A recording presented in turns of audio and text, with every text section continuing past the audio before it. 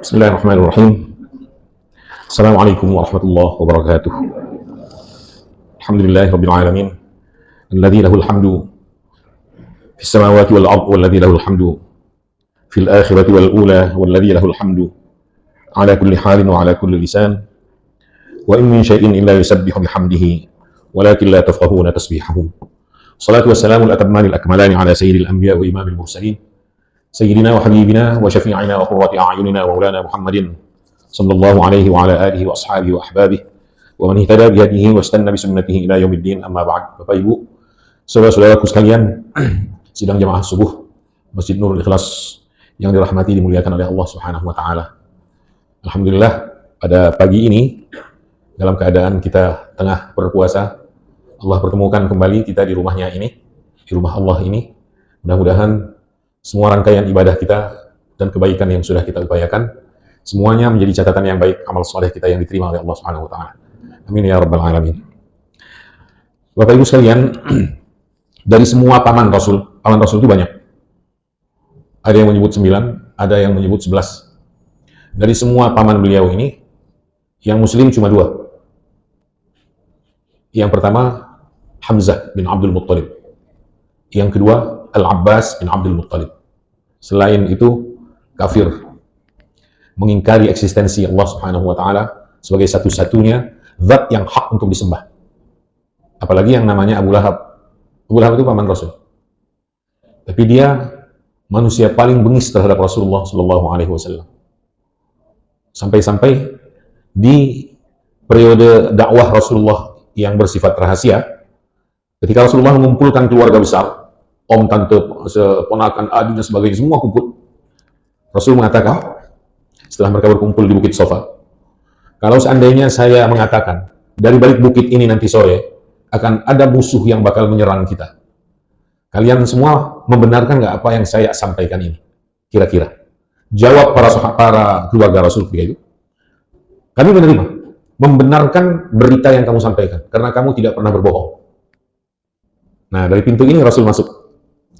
Baik kalau begitu, kata Rasul, kelak di kemudian hari akan ada siksa yang menunggu jika kalian masih menyembah selain Allah.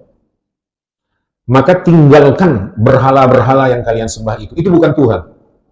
Nah, dari sini Abu Lahab marah dan mengatakan, celaka kamu Muhammad, tabbalak ya Muhammad, alihada jama'atana, apa untuk urusan seperti ini kamu kumpulkan kami di sini? Dalam diam Rasulullah, ketika sang paman Abu Lahab mengatakan, celaka kamu Muhammad, Allah membela Rasulnya. Diturunkan surah Al-Lahab yang berisi menyatakan bahwa yang celaka adalah Abu Lahab. Tabbat yada abi lahabi wa tabb. Celaka Abu Lahab. Kedua tangannya, segala usahanya, bahkan seluruh jiwa raganya, nggak berhenti di satu titik. Tabbat yada abi lahabi wa tabba.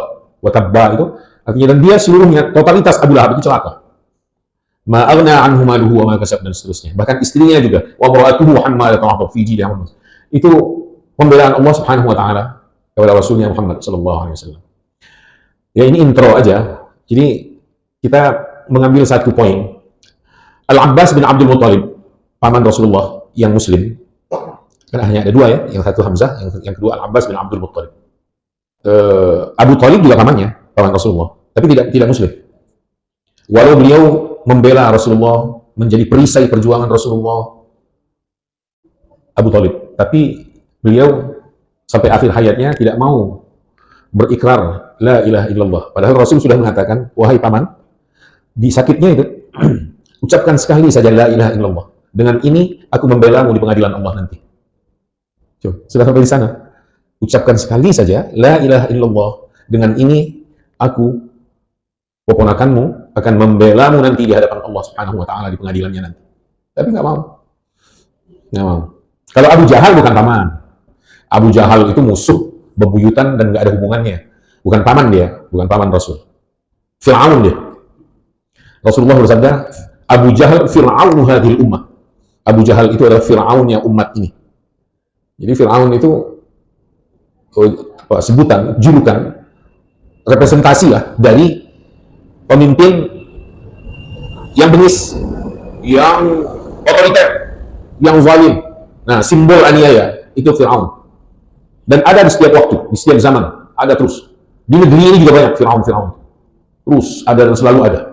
Bukan sejak zaman Musa, zaman Yusuf sebelumnya, zaman Ibrahim sudah ada Fir'aun. Zaman Ibrahim sudah ada Fir'aun. Bukankah Siti Hajar yang akhirnya menjadi istri Nabi Ibrahim, itu hadiah dari Fir'aun?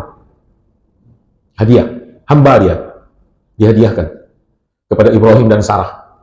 Tapi lalu Allah mengarahkan Ibrahim agar supaya menikahi Siti Hajar.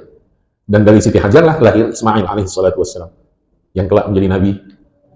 Sedang dari Sarah, istrinya yang pertama, lahir Ishak.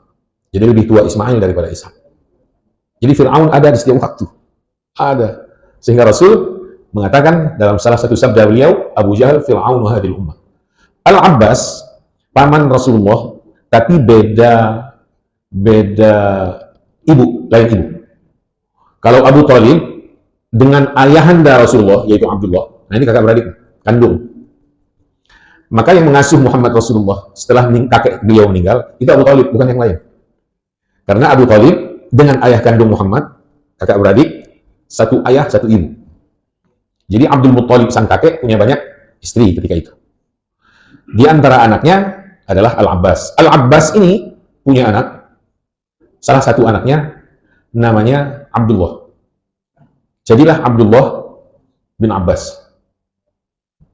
Sering dipanggil dengan Ibnu Abbas.